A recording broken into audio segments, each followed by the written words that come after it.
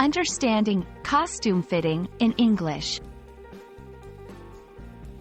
Hello everyone. Today, we're going to explore a very interesting phrase in the English language: costume fitting. This phrase is often used in the world of theater, film, and fashion. Understanding it will not only enhance your vocabulary but also give you insight into these fascinating industries. So, let's dive in. Costume fitting refers to the process of ensuring a costume fits the wearer correctly. This is crucial in theater and film, where the appearance and comfort of actors are essential. It involves measuring, tailoring, and adjusting costumes to match the precise size and shape of the actor or performer.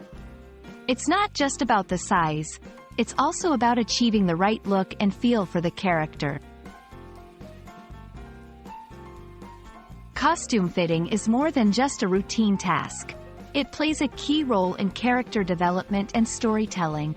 A well-fitted costume can bring a character to life, reflecting their personality, era, and status. For instance, a perfectly tailored suit can make a character look powerful, while a loosely fitting dress might reflect a carefree personality. The process usually starts with taking the actor's measurements.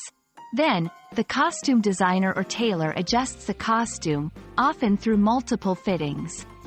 These sessions ensure comfort, mobility, and aesthetic appeal.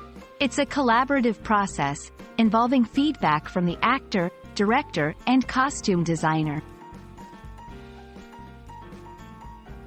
While most common in theater and film, costume fitting is also essential in other areas like dance, television, and even themed events. Each context has its unique requirements, from historical accuracy in a period drama to functionality in a dance performance. I hope this video has helped you understand the meaning and importance of costume fitting in the English language. It's a phrase rich with cultural and artistic significance, reflecting the meticulous work behind the scenes in various creative fields.